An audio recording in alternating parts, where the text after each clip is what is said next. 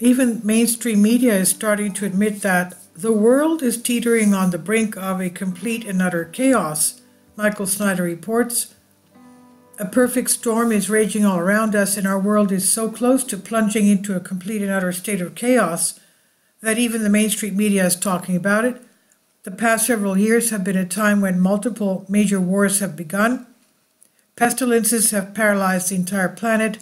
The worst global food crisis in modern history has erupted, and we've been hit by a seemingly endless series of natural disasters. But there is a growing consensus that even more difficult times are ahead of us.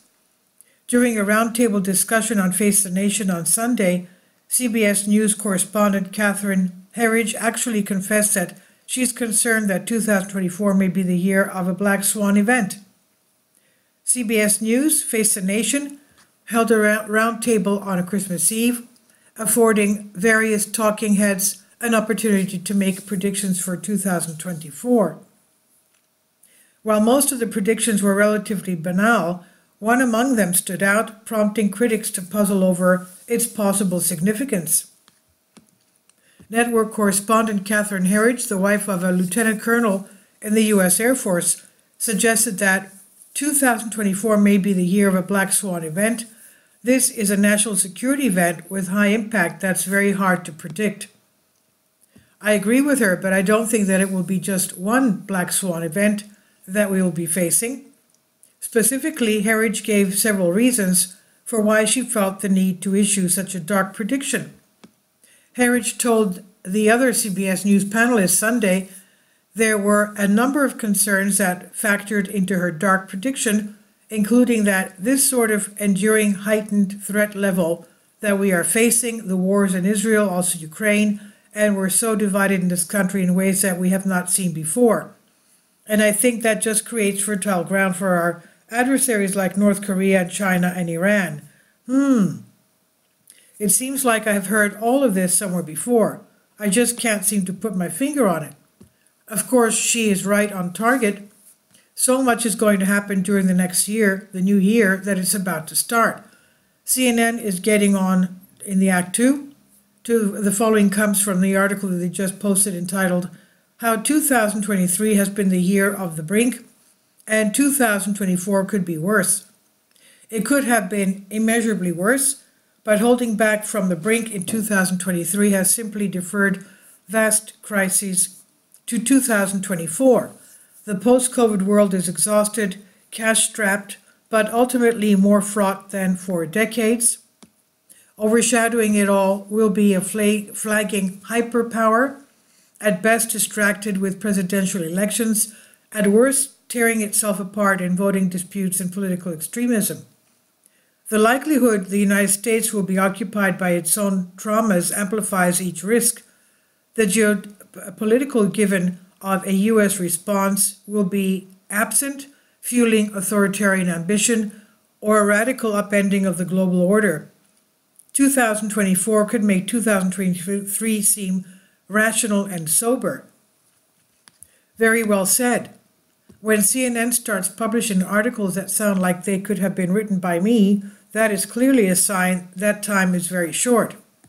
Just like Herridge, the author of the CNN article is also deeply concerned about the current state of the conflict in Ukraine.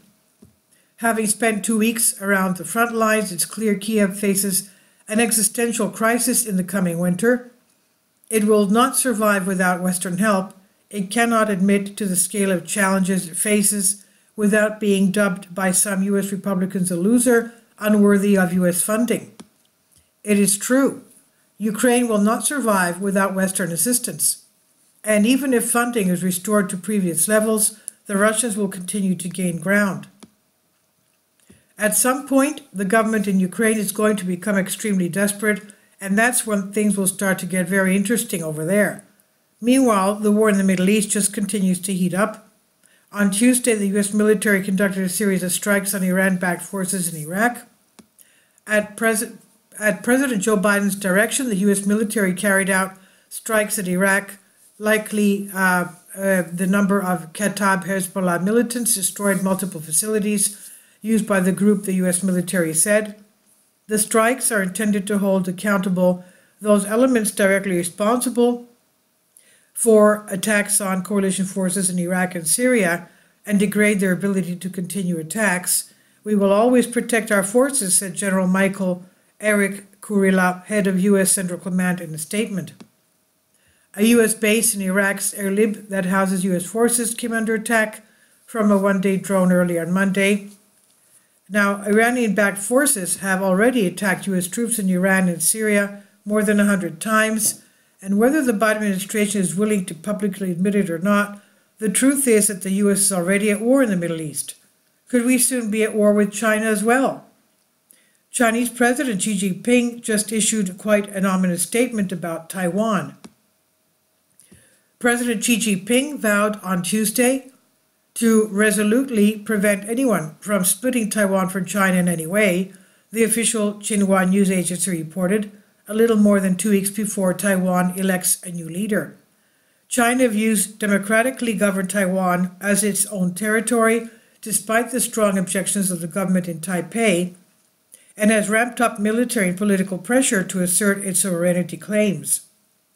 The Chinese will not invade before the upcoming election in Taiwan, and I don't think that the Chinese will invade during the early months of 2024, but an invasion is most definitely coming.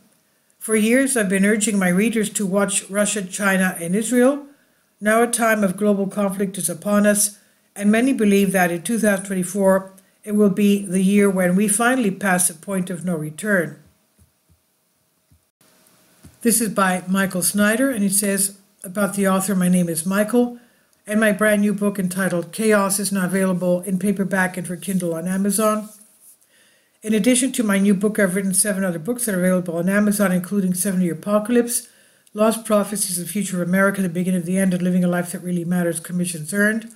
When you purchase any of these books, you help to support the work that I'm doing, and one way you can really help is by sending copies as gifts to family and friends. Time is short, and I need help getting these warnings into the hands of as many people as possible. I've also started a brand new Substack newsletter, and I encourage you to subscribe so you will not miss any of my articles.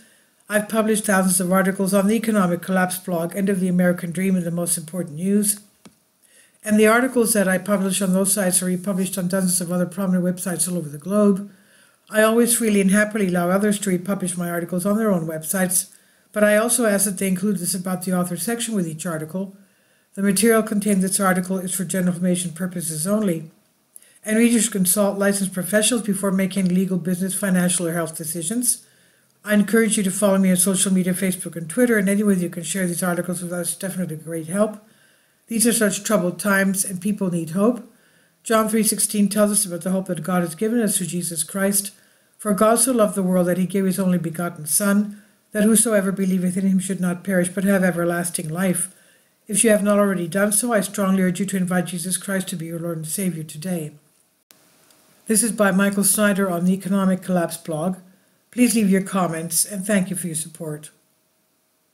Support my Patreon account.